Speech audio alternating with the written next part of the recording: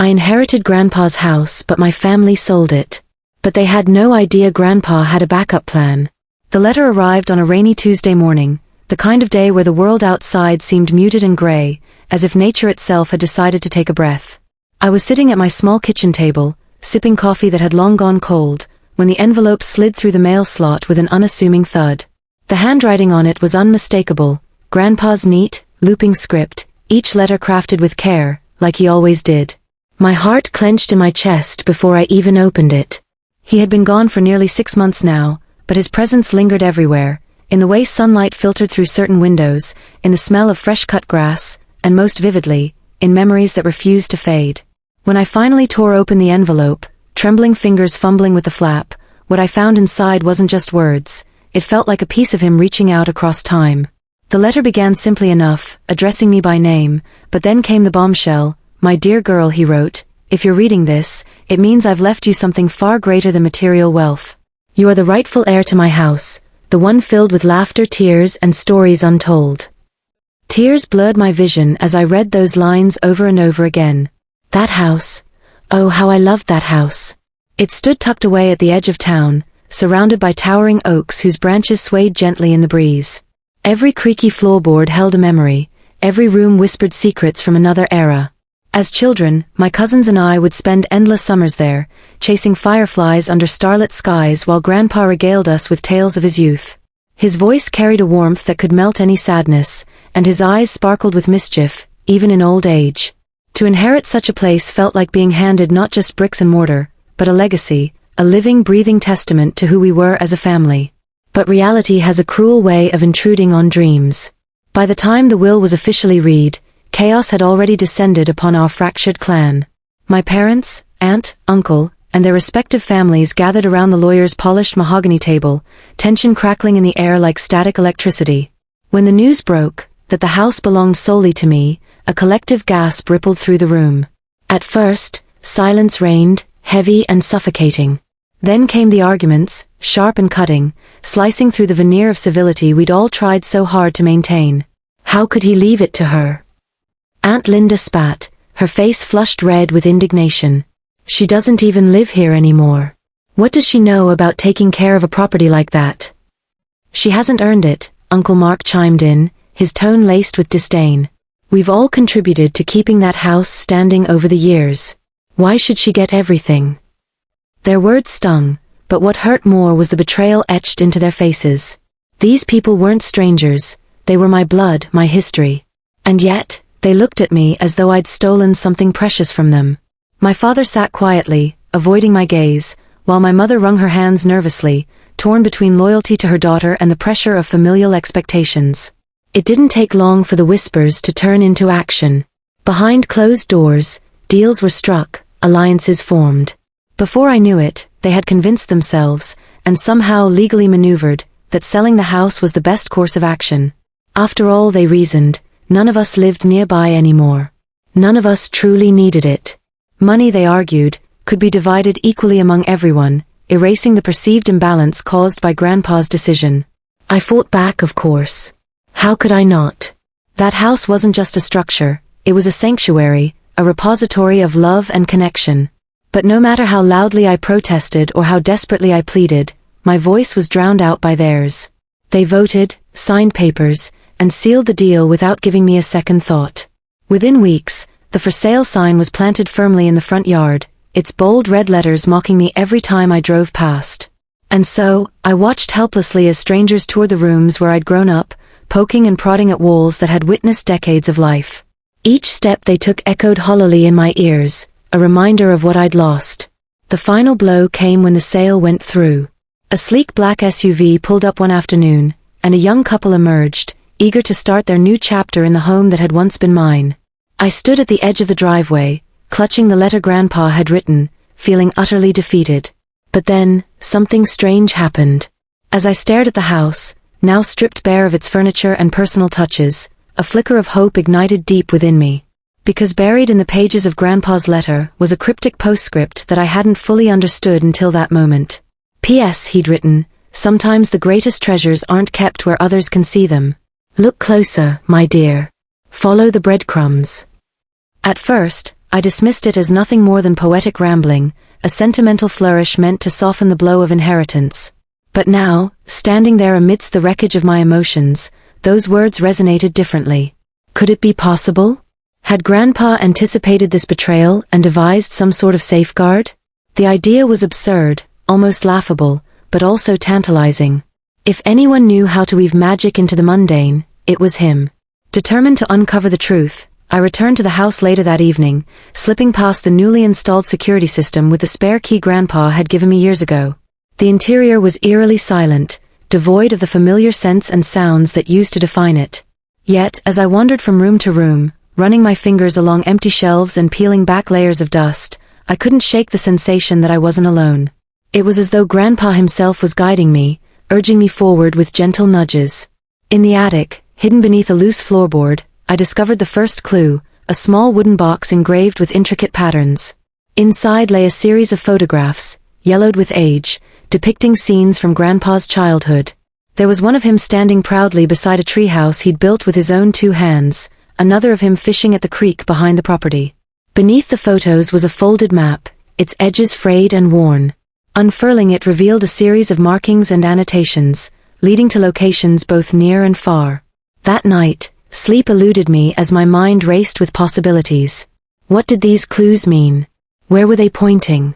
And why had Grandpa gone to such lengths to conceal them? The answers remained elusive, but one thing became clear: this journey wasn't just about reclaiming a house, it was about rediscovering who I was and honoring the man who had shaped me. Over the following weeks, I followed the map's directions, venturing to places I'd never imagined held significance. Some led to landmarks within the town, a weathered bench in the park where Grandpa proposed to Grandma, a crumbling stone bridge where he'd carved their initials decades ago. Others required longer trips, taking me to distant towns and forgotten corners of the countryside. With each destination, I unearthed fragments of Grandpa's story, piecing together a mosaic of his life that painted a richer, fuller picture than I'd ever known. Along the way, I encountered people who remembered him fondly, neighbors, friends, former colleagues, all eager to share anecdotes and insights.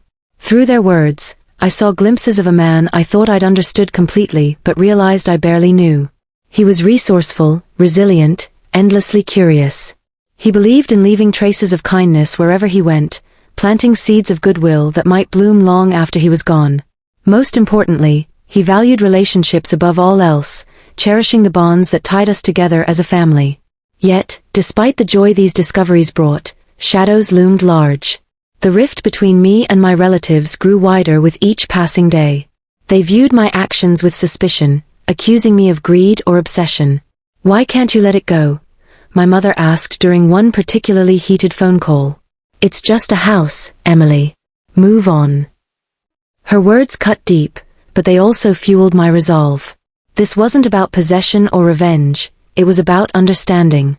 About finding closure. About proving to myself that love and loyalty still existed somewhere within the tangled web of our family dynamics. As autumn gave way to winter, the trail grew colder, the clues harder to decipher. Doubt crept in, whispering insidious doubts about whether I was chasing ghosts instead of answers. But then, on a frost-bitten morning in early December, I stumbled upon the final piece of the puzzle. Hidden inside an abandoned shed on the outskirts of town was a locked chest, its surface etched with symbols that matched those on the original wooden box. Using the key Grandpa had entrusted to me years earlier, I unlocked it with trembling hands. Inside lay a bundle of documents, letters and journals, along with a single sheet of paper bearing his unmistakable handwriting. "To my beloved granddaughter," it began, "if you've made it this far, then you've proven yourself worthy of the greatest gift I can offer, knowledge. Knowledge of where you come from, who you are, and what truly matters in this fleeting existence we call life." The contents of the chest revealed secrets that rocked me to my core, not only about Grandpa's past but also about our family's shared history. Betrayals, sacrifices, triumphs, and tragedies unfolded before my eyes, painting a portrait of resilience and redemption that defied easy explanation. Among the papers was evidence of land deeds, investments, and assets that had been quietly safeguarded for generations, waiting for the right moment to resurface. But perhaps the most poignant revelation was the realization that Grandpa hadn't merely left me a physical inheritance, he'd given me the tools to rebuild what had been broken. Not the house itself, which was now beyond reach, but the foundation upon which it had stood, trust, unity, and unconditional love. Armed with this newfound understanding, I resolved to confront my family, not with anger or bitterness, but with compassion and clarity. I invited them to meet me at the creek where Grandpa used to fish, hoping the serene setting might soften their defenses. One by one they arrived, wary and guarded, unsure of what awaited them. As we sat together beneath the skeletal trees, I shared the story of my quest, laying bare the truths I'd uncovered and the lessons I'd learned. For hours we talked, really talked, for the first time in years. Tears flowed freely as apologies were exchanged, misunderstandings unraveled, and wounds began to heal. It wasn't perfect, nor was it immediate, but it was a start. Together, we vowed to honor Grandpa's memory not by clinging to the past, but by embracing the future he'd envisioned for us. And though the house was no longer ours, its spirit lived on, in the laughter we shared, the stories we told, and the promise we made to carry forward the legacy of love and resilience that defined us. For in the end, it wasn't about owning a place, it was about belonging to something greater than ourselves. The days following that emotional reunion by the creek were unlike anything I'd experienced before. It was as if a dam had burst, releasing years of pent-up resentment and misunderstanding. My family, fractured and scattered for so long, began to piece itself back together, not perfectly, but with an earnestness that felt genuine. Conversations that once would have devolved into shouting matches now unfolded with patience and vulnerability. We weren't healed overnight, but we were trying, and that alone felt like a miracle. Yet, even as our relationship slowly mended, the mystery of Grandpa's backup plan lingered in my mind. The chest he'd left behind contained more than just documents and journals. It held fragments of his soul, carefully curated to guide me towards something greater. Among the papers was a final envelope, sealed with wax bearing the imprint of a tree, a symbol I recognized from the map he'd drawn. This envelope bore only 2 words, "For Emily." I opened it with trembling hands, aware that whatever lay inside might change everything yet again. Inside was a single sheet of paper, folded neatly, along with a small brass key attached to a leather cord. The note read, "Emily, my dear girl. If you're reading this, then you've already taken the first steps toward uncovering what truly matters. You've shown courage, determination, and heart, qualities I always admired in you. Now comes the hardest part, trusting yourself enough to finish the journey. Take the key. Follow its pull. And remember, the greatest treasures are often hidden where others least expect them. With all my love, Grandpa." The key was cold against my palm, its weight both literal and metaphorical. What did it unlock? Where was it meant to lead me? These questions swirled in my mind as I clutched it tightly, feeling its ridges press into my skin. Something about it seemed familiar, though I couldn't place why. It wasn't until later that night, lying awake in bed, staring at the ceiling while replaying every moment of the past few months, that it hit me. The key looked exactly like the one Grandpa used to wear around his neck. He never took it off, not even when he worked in the garden or tinkered in his workshop. As kids, we'd asked him countless times what it unlocked, but he'd always smile mysteriously and say, something far more valuable than gold. At the time, we thought he was being playful, spinning another one of his whimsical tales. But now, holding the identical key in my hand, I realized there was truth beneath his cryptic words. The next morning, I drove to the house, the one that no longer belonged to us. It sat quietly on its hill, framed by towering oaks whose branches stretched skyward like ancient sentinels. The new owners had made changes, fresh paint on the exterior, flower boxes under the windows, a swing hanging from the porch roof. Yet, despite these updates, the essence of the place remained unchanged. It still smelled faintly of cedar and earth, and the creak of the front steps sounded the same as it always had. I knocked hesitantly, half expecting to be turned away. Instead, the young woman who answered smiled warmly when she saw me. "You must be Emily," she said, surprising me. "We've heard so much about you." Her kindness disarmed me, and after explaining my reason for visiting, she invited me inside without hesitation. She and her husband had moved in only weeks earlier, but they spoke fondly of the house, describing how it felt alive, almost as if it welcomed them. They showed me around, pointing out details they discovered during renovations, a hidden compartment in the fireplace mantel, a loose brick in the basement wall, a trapdoor beneath the dining room rug. Each revelation sent a shiver down my spine, confirming what I'd begun to suspect. Grandpa hadn't just safeguarded his secrets in distant places. He'd woven them into the very fabric of the house itself. When I finally asked to see the attic, The young woman nodded knowingly, as if she'd anticipated my request. Upstairs, sunlight streamed through the dormer windows, illuminating dust motes that danced lazily in the air. The space was largely empty now, stripped of the furniture and boxes that once cluttered it. But as I scanned the room, my gaze landed on something I hadn't noticed during my previous visits, a small unassuming door set into the eaves. It was barely large enough for a child to crawl through, its surface rough-hewn and weathered. A tiny keyhole gleamed faintly in the light, beckoning me closer. My pulse quickened as I reached for the brass key around my neck, slipping it into the lock with trembling fingers. It fit perfectly. Turning the key required effort, as if the mechanism hadn't been touched in decades. With a soft click, the door swung open, revealing a narrow passageway that sloped downward into darkness.